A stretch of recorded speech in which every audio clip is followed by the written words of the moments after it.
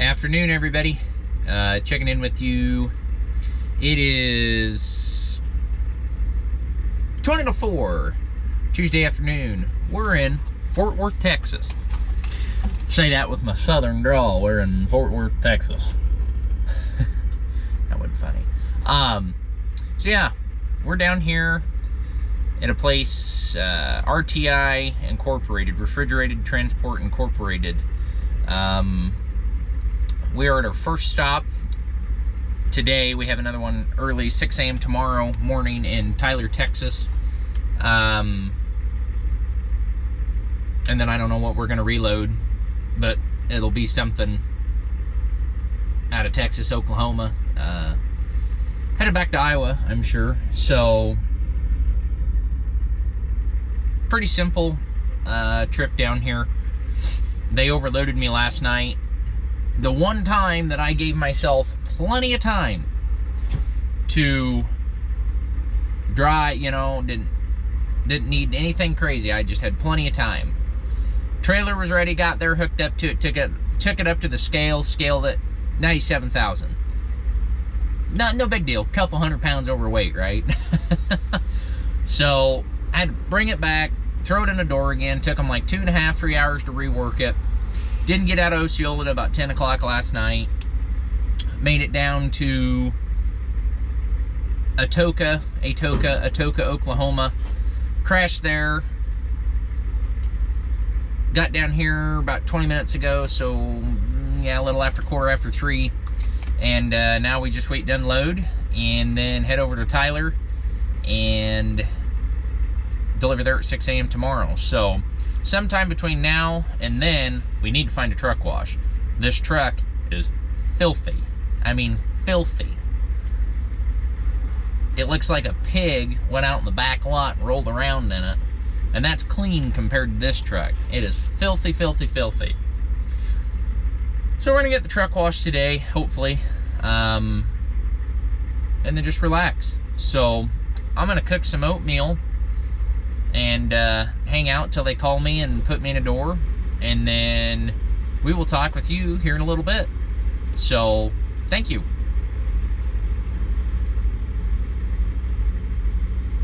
I screwed that up.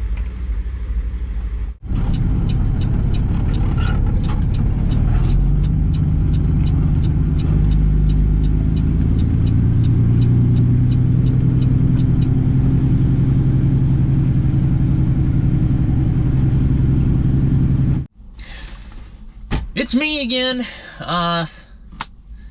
checking in. It is Tuesday night. We are just outside of Dallas, Texas, and we're sitting in line at a Blue Beacon to get our truck washed. And I wanted to take this opportunity to talk real quick. I've had a whole bunch of people ask me about my truck, and been asking me about my logbook, my logging system, and how all that works. So I just kind of wanted to briefly touch about that and fill you in on it. So I wanted something in a logbook that was cost effective, simple, very simplistic, and what's the other word I'm looking for? Yeah, no BS, if you will. So I looked and I looked and I looked. I have a Garmin GPS I can sync that up with, and that was the route I was going to go with to begin with.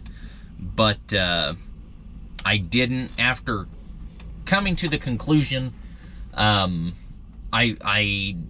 figured I'd done enough research, and I came to the conclusion that J&J Keller was the route to go. So that is what I picked up, and that's what I run. It's a pretty simple system.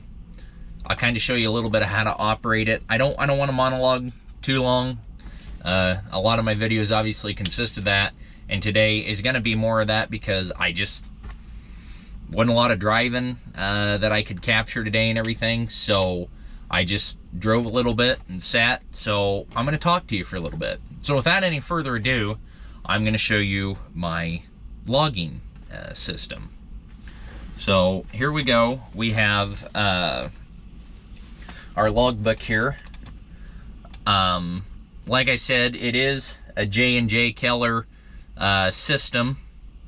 It is very cheap, very simplistic, and not a lot of BS. So, yeah, just like that. I mean, pretty simple, pretty easy. You know, ease of operation, it's incredibly easy. The editing software just blows my mind. As we all do, make mistakes because we're humans. We need to change something up. So, I mean, the editing software is just, it's that easy. Simplistic. I'm just blown away with it. For best bang for your buck. Cost me like $7 a month. And simplistic. No BS comes along with it. I couldn't be any happier with it, really. And so yeah, if you're looking for a good logging system, J&J Keller's the way to go. And that is my little update on my logging system.